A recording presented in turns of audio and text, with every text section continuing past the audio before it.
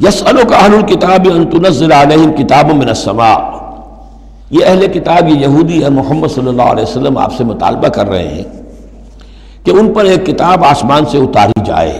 یعنی جیسے تورات اتری تھی۔ آپ تو کہتے ہیں مجھ پر وحی آتی ہے، کہاں لکھی ہوئی ہے وہ وحی، کون لایا ہے ہمیں تو پتہ نہیں۔ موسیٰ کو تو وہ لکھی ہوئی ملی تھی اور وہ پتھر کی تختیوں میں لے کر آئے تھے۔ یسألک اہل الکتاب ان تنزل علیہم کتاب من السماء فقد سألوا موسیٰ اکبر من ذلک، تو اے نبی آپ فکر نہ کریں، ان کی پرواہ نہ کریں، انہوں نے، ان کے آباء و اجداد نے موسیٰ سے اس سے بھی بڑھ کر مطالبے کیے تھے۔ فقالوا ارنا اللہ جہرۃ، یاد کرو کہ وہ اللہ سے، انہوں نے تو یہ مطالبہ بھی کیا تھا کہ ہمیں دکھاؤ اللہ کو عیاناً، ہم خود دیکھنا چاہتے ہیں۔ فاخذتهم الصاعقۃ بظلمهم، تو ان کی اس گناہ کی پاداش میں انہیں ایک کڑک نے آ پکڑا تھا۔ ثم اتخذوا العجل من بعد ما جاءتهم البینات، پھر یہ کہ ان لوگوں کی ناہنجاری کا یہ بھی اندازہ کرو کہ جبکہ واضح نشانیاں ان کے پاس آ چکی تھیں، 9 معجزے حضرت موسیٰ کے وہ دیکھ چکے تھے، پھر بھی انہوں نے بچڑے کی پرستش شروع کر دی۔ فعفونا عن ذلک، ہم نے ان تمام چیزوں سے درگزر کیا۔ وآتینا موسیٰ سلطان مبین، اور ہم نے موسیٰ کو غلبہ عطا کیا، واضح غلبہ، فرعون اور اس کے علاوہ لشکر کو ان کی نگاہوں کے سامنے غرق کر دیا۔ ورفعنا فوقهم الطور بميثاقهم، اور ہم نے ان کے سروں پر معلق کر دیا تھا طور کو، پہاڑ کو، جبکہ ان سے عہد لیا جا رہا تھا۔ وقلنا لهم ادخلوا الباب سجدا، اور ہم نے کہا تھا کہ جب یہ شہر فتح ہو جائے تمہارے ہاتھوں، یریکو، تو اس میں داخل ہونا تو سروں کو جھکا کر۔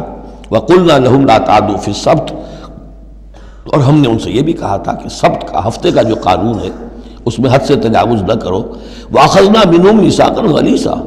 اور ہم نے ان تمام باتوں کے ان سے بڑے گاڑھے قول و قرار لیے تھے، بہت گاڑھے معاہدے کیے تھے۔ فَبِمَا نَقْضِهِمْ مِيثَاقَهُمْ، اب یہاں ان کے کچھ جرائم کی فہرست آ رہی ہے، اور یہاں یوں سمجھیے کہ مبتدا ہی کی تکرار ہو رہی ہے، اس میں جو خبر ہے وہ گویا کہ وہ محذوف ہے۔ یوں پہلے ہی اگر سمجھ لیں گے تو بات یوں بنے گی، فَبِمَا نَقْضِهِمْ مِيثَاقَهُمْ لَعَنَّاهُمْ، تو انہوں نے جو ہمارے میثاق کو توڑا اور توڑتے رہے، جو بھی وعدے کیے تھے، ہم نے ان پر لعنت کر دی بس۔ لیکن یہ لعناہم اتنی واضح بات تھی کہ اس کو کہنے کی ضرورت نہیں آئی، بلکہ اور ان کے جرائم کی فہرست بیان ہو رہی ہے۔ فَبِمَا نَقْضِهِمْ مِيثَاقَهُمْ وَكُفْرِهِمْ بِآيَاتِ اللَّهِ، اللہ کے آیات کے انکار کے سبب سے، وَقَتْلِهِمُ الْأَنْبِيَاءَ بِغَيْرِ حَقٍّ، اور ان کا انبیاء کا قتل کر دینا بغیر حق۔ وَقَوْلِهِمْ قُلُوبُنَا غُلْفٌ، اور ان کے اس کہنے کی پاداش میں کہ ہمارے دل تو غلافوں میں بند ہیں۔ بل طبع اللہ علیہا بکفرہم، بلکہ حقیقت یہ ہے کہ اللہ نے ان کے اوپر مہر کر دی ہے ان کے کفر کے باعث۔ فلا یؤمنون الا قلیلا، ہاں واقعتاً اب وہ ایمان نہیں لائیں گے مگر بہت ہی شاذ۔ وبکفرہم وقولہم علی مریم بہتانا عظیما، اور بسبب ان کے اس کفر کے جو انہوں نے کیا اور جو انہوں نے مریم پر ایک بہتان عظیم لگایا، حضرت مریم سلام علیہا پر بہتان یہ لگایا کہ یہ زنا کیا ہے اور یہ یوسف نجار کا بیٹا ہے یہ مسیح۔ اگرچہ ان کے روایات کے مطابق یہ ہے کہ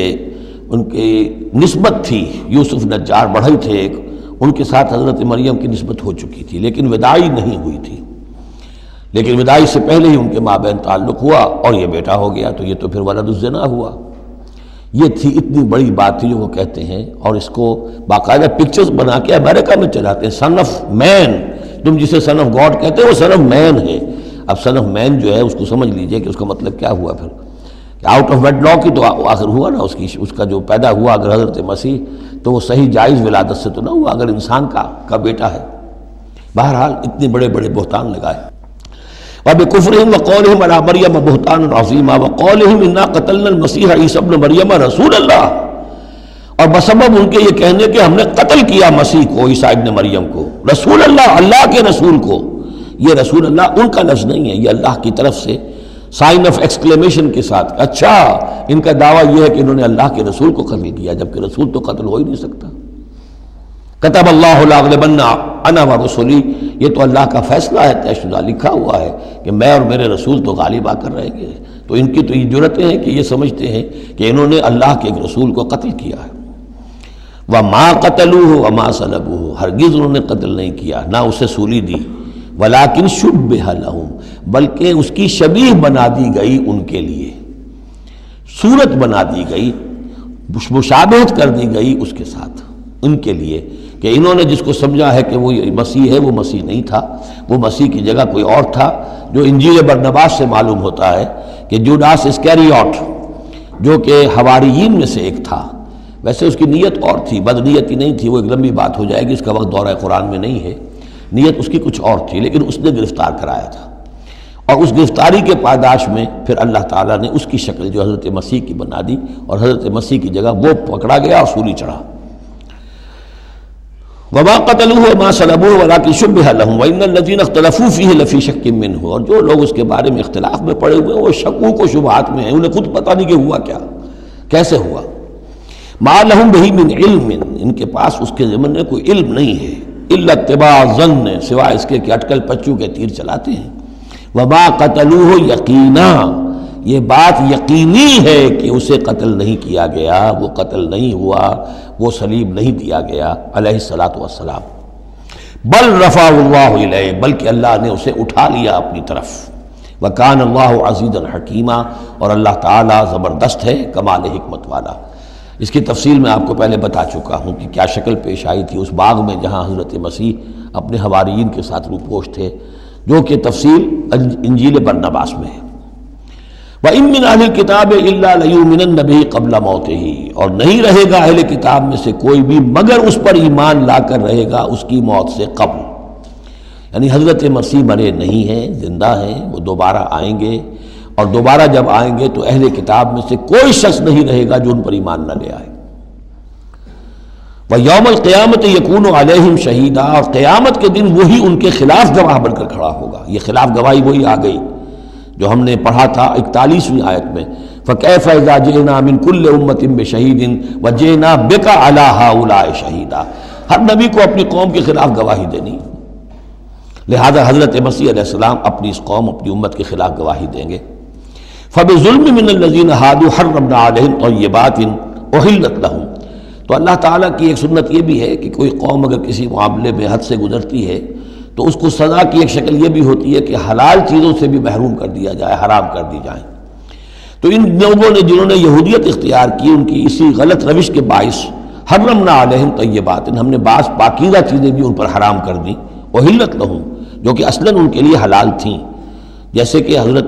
یعقوب علیہ السلام نے اگر اونٹ کا گوشت کھانا چھوڑ دیا تھا تو اللہ تعالیٰ تورات میں فرما دیتے کہ بھئی یہ حرام نہیں ہے، یہ تو اسرائیل نے، حضرت یعقوب نے خود کر لیا تھا، لیکن اللہ نے کہا اچھا ٹھیک ہے، ان کی جو ہے یہ سزا رہے، ان پر جو تنگی ہے وہ رہے۔ وَبِصَدِّهِمْ عَنْ سَبِيلِ اللَّهِ كَثِيرًا، اور بسبب ان کے اللہ کے راستے سے رکنے اور روکنے کے، اللہ کے راستے سے رکتے بھی ہیں، روکتے بھی ہیں، تو اس کی وجہ سے اللہ تعالیٰ نے ان کو سزا کے طور پر بعض حلال چیزوں سے بھی محروم رکھا۔ وَأَخْذِهِمُ الرِّبَا، اور پھر ان کے جرائم کی فہرست میں یہ بھی ہے کہ ان کا سود کھانا، وَقَدْ نُهُوا عَنْهُ، اور یہ کہ ان سے روک دیے گئے تھے، سود ان کی شریعت میں حرام ہے، آج بھی حرام ہے، لیکن وہ یہ سمجھتے ہیں کہ سود کا لین دین یہودیوں کا آپس میں حرام ہے، کوئی یہودی دوسرے یہودی سے سودی لین دین نہیں کرے گا، لیکن جنٹائلز کے لیے تو ان کا عام قاعدہ یہ ہے، گوئمز اینڈ جنٹائلز، ان کے لیے کوئی ہم پر لیس علینا فی الامیین سبیل، ہم پر کوئی گرفت ہے ہی نہیں، کوئی ذمہ داری ہے ہی نہیں، ہم جیسے چاہیں کریں، لوٹیں کھسوٹیں، جس طرح چاہیں دھوکہ دیں، اور تو ظاہر بات ہے سود میں تو پھر کوئی قباحت رہی نہیں۔ وَأَخْذِهِمُ الرِّبَا وَقَدْ نُهُوا عَنْهُ وَأَكْلِهِمْ أَمْوَالَ النَّاسِ بِالْبَاطِلِ، اور بسبب ان کے لوگوں کے مال ناحق ہڑپ کرنے کے، وَأَعْتَدْنَا لِلْكَافِرِينَ مِنْهُمْ عَذَابًا أَلِيمًا، اور ان میں سے جو کافر ہیں جنہوں نے اب کفر کی بھی روش اختیار کر لی ہے، ان کے لیے ہم نے بہت دردناک عذاب تیار کر رکھا ہے۔ لَٰكِنِ الرَّاسِخُونَ فِي الْعِلْمِ مِنْهُمْ وَالْمُؤْمِنُونَ، لیکن جو لوگ ان میں سے پختہ علم والے ہیں، جیسے عبداللہ ابن سلام رضی اللہ تعالی عنہ، اور اہل ایمان جو ہے، جو محمد پر ایمان لائے ہیں صلی اللہ علیہ وسلم، یؤمنون بما انزل الیک وما انزل من قبلک، وہ تو ایمان رکھتے ہیں اس پر بھی جو اے نبی آپ کی طرف نازل کیا گیا، اور اس پر بھی کہ جو آپ سے پہلے نازل کیا گیا۔ والمقیمین الصلاۃ، وہ تو نماز کے قائم کرنے والے ہیں، والموتون الزکاۃ، اور زکوٰۃ کی ادا کرنے والے ہیں، والمؤمنون باللہ والیوم الآخر، اور ایمان رکھنے والے ہیں اللہ پر بھی اور یوم آخر پر بھی۔ اولئک سنؤتیہم اجرا عظیما، یہ وہ لوگ ہیں کہ جنہیں ہم اجر عظیم عطا فرمائیں گے۔ یہاں بھی آپ دیکھ رہے ہیں کہ ابھی تھوڑی سی گنجائش رکھی جا رہی ہے کہ اہل کتاب میں سے بھی اگر کوئی ایلیمنٹ ہے، کوئی کہیں کونے کھجرے میں پڑا ہوا جس کے اندر فطرت جو ہے ابھی کچھ موجود ہے، سلامتی کسی درجے میں ہے، تو جس طریقے سے بھی ہو، یعنی بچا کھچا بھی اگر اس کان میں کوئی ہیرے کا ٹکڑا پڑا ہوا تو وہ بھی نکل آئے، بجائے اس کے کہ ابھی آخری دروازہ بند کر دیا جائے۔ تو نہ آخری دروازہ ابھی بند کیا منافقین پر اور نہ ان پر کیا۔ لیکن راسخون فی العلم منہم، اب ان میں سے اشارہ کر دیا گیا کہ ان میں سے بھی کچھ ہو سکتے ہیں۔ باقی اہل ایمان کی روش تو یہ ہے ہی، والمؤمنون یؤمنون بما انزل الیک وما انزل من قبلک والمقیمین الصلاۃ والمؤتون الزکاۃ والمؤمنون باللہ والیوم الآخر اولئک سنؤتیہم اجرا عظیما۔